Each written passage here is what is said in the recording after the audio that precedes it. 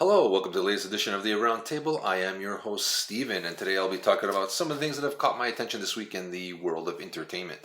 First off will be the J.J. Abrams has announced a Star Trek 4 film, and hopefully with Chris Pine, Zachary Quinto, and Carl Urban and Simon Pegg will hopefully be all involved. This will be the fourth film in the Kelvin timeline, which has been under the gun with Star Trek fans since its debut. That they changed the history of the characters, and so a lot of people were not on board and haven't been on board from the get-go. I liked the first one. The second one with Khan, I thought had its moments. I just wish they didn't call him Khan, but it was a great movie. I thought they're entertaining, and I thought Star Trek Beyond brought back the sense of the original series of Star Trek. I thought it found a good balance of adventure, action, and the human condition.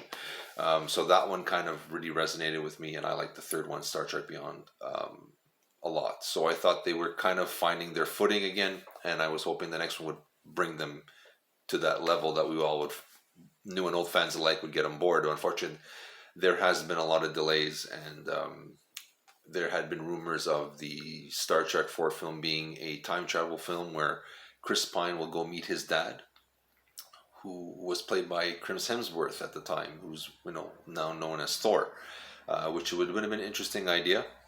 Would have been cool. There also was a rumor of a Quentin Tarantino script. Whether he was going to use Chris Pine and the gang, I'm not sure. That would have been another interesting thing for Star Trek to go to. Let's see. I would like to see Quentin Tarantino's take on that. But they've been shelved and put on the back burner. Who knows what they're doing? This new script for the fourth film will be directed by Matt Shackman, if I'm pronouncing his name right, who has been doing WandaVision. And I thought that was a really great series. They pushed the hero genre in a very exciting and different light. The film is going to be written by Josh Friedman and Cameron Squires, and is based on an earlier draft by Lindsay Beer and Geneva Robertson, if I'm saying the names correctly. Hopefully it's supposed to come out June 9, 2023. I'm looking forward to it. I want to see where they go with it, and hopefully they can recapture that spirit, and I think hopefully the fans will jump on board this time. Next up in the world of music, founding member of Journey, Neil Schon, guitarist and founding member, has announced a new Journey album that's going to be dropping this year, hopefully soon. The first track was released last year, The Way We Used to Be. I think I reviewed it there too. I thought it was a decent track. I wasn't overly impressed, but it was good, and it was nice to hear Journey again. This one is a 15-track album, and it's their first since 2011's Eclipse.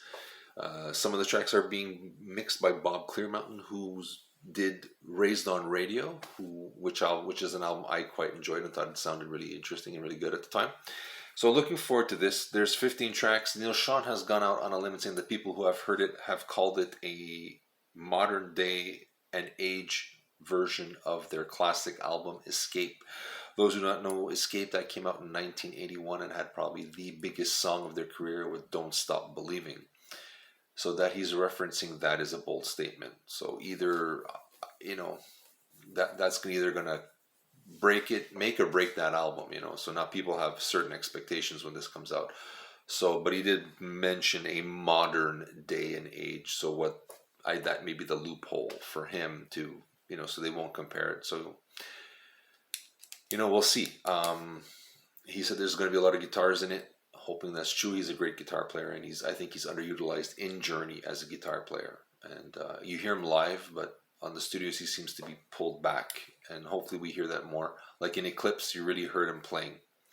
So I'm looking forward to this. The album is called Freedom. Sorry if I didn't mention that. It's Freedom.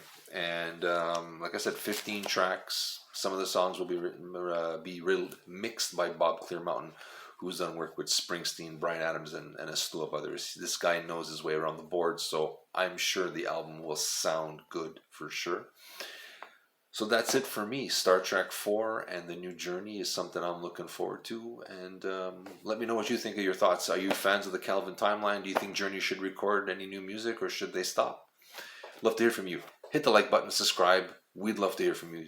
Tell me your favorite Journey song. Tell me your favorite Star Trek film, new or old, Kelvin timeline or not. Love to hear from you. This is Steven from the Arondtable signing off, wishing you the very best and live the dream.